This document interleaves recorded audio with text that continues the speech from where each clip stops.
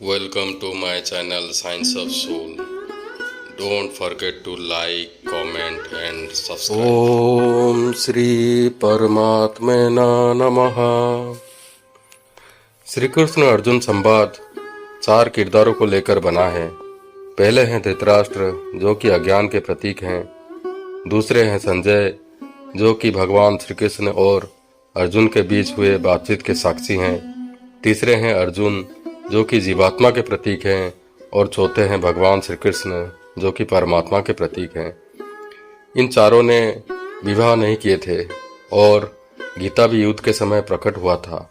तो इसे हमें शिक्षा मिलती है कि हमें ईश्वर को पाने के लिए संसार त्याग करने की आवश्यकता नहीं है और गीता का उपदेश हमारे सबसे कठिन समय में भी ज्ञान के माध्यम से हमें प्रेरणा देती है। नमस्कार दोस्तों, मैं सूरज आप सभी व्यूअर्स को मेरे YouTube channel science of soul में स्वागत करता हूं। आज हम भगवत गीता के पहले अध्याय के दूसरे और तीसरे श्लोक के अर्थ को समझेंगे। तो चलिए शुरू करते हैं। संजय उवाच दृष्ट्वा तु पांडवनीकं व्यूढं दुर्योधनस्तदा आचार्यमुपसंगम्य राजा वचनम अब्रवीत। संजय ने कहा, तब राजा दुर्योधन वज्रव्यूह में खड़े पांडव सेना को देखकर द्रोणाचार्य के निकट जाकर ये वचन बोले। तो एक एक शब्द का अर्थ को हम समझेंगे।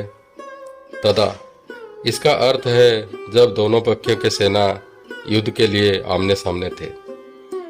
दृष्ट्वा पांडव निकम व्यूढ़म, वज्रव्यूह में पांडवों को देखने का अर्थ है पांडव सेना सुचारू रूप से खड़े थे और उनके सेना में मतभेद नहीं था। उनके पक्ष में धर्म और भगवान श्री कृष्ण थे। जिसके पक्ष में धर्म और भगवान श्री कृष्ण विराजमान रहते हैं, दूसरों के ऊपर उनका प्रभाव ज्यादा रहता है। इसलिए संख्या में कम होने के बाद भी दूसरों पर उनका प्रभाव ज्यादा रहता था और दुर्योधन पर भी पांडव सेना का बड़ा प्रभाव पड़ा। इसलिए वो द्रोणाचार्य के निकट जाकर ये वचन बोले। राजा दुर्योधन, यहाँ दुर्योधन को राजा कहने का मतलब है धृतराष्ट्र दुर्योधन के प्रति सर्वाधिक मोह रखते थे। सभी राजकार्य भी दुर्योधन ही संभालते थे। धृतराष्ट्र केवल नाम के राजा थे। युद्ध के भी कारण थे दुर्योधन, इसलिए संजय ने दुर्योधन के लिए राजा शब्द प्रयोग किया है। आचार्यम उपसंगम्य, युद्ध से पहले द्रोणाचार्य के निकट जाने के 3 कारण हो सकते हैं। पहला, अपने स्वार्थ हासिल करने के लिए द्रोणाचार्य के मन में पांडवों के प्रति द्वेष भाव उत्पन्न करवा के उनको अपने ओर आकर्षित करने के लिए द्रोणाचार्य के पास गए। दूसरा, द्रोणाचार्य गुरु थे, इसीलिए सम्मान के दृष्टि से उनके पास जाना उचित था। और तीसरा, अपने सेना में सभी योद्धा सही स्थान में नियुक्त रहने चाहिए, नहीं तो व्यवस्था में त्रुटि आ सकती है। इसीलिए दुर्योधन का द्रोणाचार्य के पास जाना उचित था। यहाँ संदेह होता है, पितामह भीष्म कौरवों के सेनापति थे, तो वो द्रोणाचार्य के पास क्यों गए? इसका समाधान है, आचार्य द्रोण और पितामह भीष्म दोनों पक्षों के समर्थन करते थे। फिर भी इनमें से द्रोणाचार्य को प्रसन्न करना ज्यादा जरूरी था, क्योंकि गुरु के दृष्टिकोण से दुर्योधन का द्रोणाचार्य के प्रति स्नेह था, लेकिन पारिवारिक स्नेह नहीं था। इसके साथ द्रोणाचार्य के अर्जुन के प्रति विशेष स्नेह था, इसलिए वो पहले द्रोणाचार्य के पास गए। साधारण में भी देखा जाता है, जिसके प्रति स्नेह नहीं रहता, उनके माध्यम से अपने स्वार्थ हासिल करने के लिए मनुष्य उन्हें ज्यादा आदर देकर प्रसन्न करने की कोशिश करता है। ये सत्य है, सच बात है। दुर्योधन के मन में विश्वास था कि भीष्म मेरे पितामह है, इसलिए उनके पास ना जाने से कोई परेशानी नहीं होगी। फिर भी अगर वो अप्रसन्न हो जाते हैं तो किसी तरह से उन्हें मना लूंगा। वचनम अब्रवीत, इसका अर्थ है दुर्योधन नीतियुक्त और गंभीर वचन बोले। दुर्योधन सोच रहे थे, इस तरह से बोलने से द्रोणाचार्य के मन में पांडवों के प्रति द्वेष जागृत हो जाएगा और वो मेरे पक्ष में उत्तम रूप से युद्ध करेंगे। द्रोणाचार्य के निकट जाके दुर्योधन जो बोले, अब संजय तीसरे श्लोक में उसका वर्णन कर रहे हैं। अब तीसरा श्लोक को हम रिसाइट करते हैं। पश्यतां पाण्डुपुत्राणां आचार्य महतीं च मूं व्यूढ़ां द्रुपदपुत्रेण तब शिष्येण धीमता। इसका अर्थ है, हे आचार्य, आपके बुद्धिमान शिष्य द्रुपद पुत्र धृष्टद्युम्न के द्वारा व्यूह रचना में खड़े किए गए इस विशाल पांडव सेना को देखिए।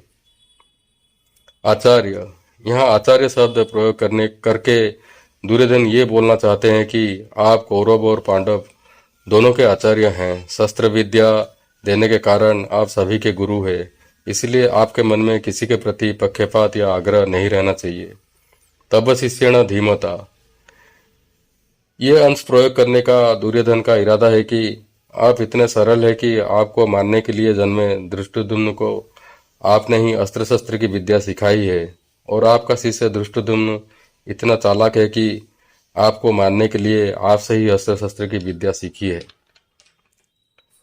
द्रुपद पुत्रेण, ऐसे कहने का अभिप्राय है कि आपको मारने के उद्देश्य से ही जाज और उपजाज नामक दो ब्राह्मणों के माध्यम से द्रुपद ने यज्ञ करवाया। इसी वजह से धृष्टद्युम्न का जन्म हुआ। वही द्रुपद पुत्र धृष्टद्युम्न आपके सामने खड़ा है। यहाँ दुर्योधन द्रुपद पुत्र के स्थान में धृष्टद्युम्न भी बोल सकते थे, लेकिन आचार्य द्रोण की द्रुपद से पूर्व शत्रुता को याद दिलाने के लिए दुर्योधन ने द्रुपद पुत्रेण शब्द का प्रयोग किया है। पांडुपुत्रणाम एताम व्यूढ़म महतीम चमुम पश्य, इसका अर्थ है, द्रुपद पुत्र के द्वारा व्यूहकार में सुसज्जित पांडवों की इस विशाल सेना को देखिए। जिन पांडवों के प्रति आप स्नेह भाव रखते थे, आज वही पांडव आपको मारने के लिए जन्मे हैं, और साथ ही साथ धृष्टद्युम्न को सेनापति भी नियुक्त किए हैं। कौरवों की सेना 11 अहोखिणी थी और पांडवों की सेना 7 अहोखिणी थी, फिर भी दुर्योधन पांडवों की सेना को विशाल कह रहे हैं। इसके दो कारण निकल सकते हैं।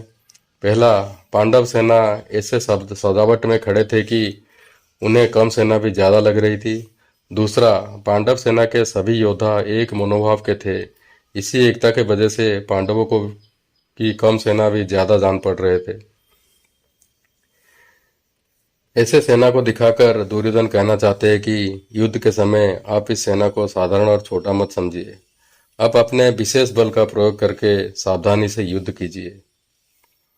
तो दोस्तों, आज के लिए इतना ही। नेक्स्ट वीडियो में हम जानेंगे कि कौन कौन महारथी थे पांडवों की सेना में। जय श्री कृष्ण।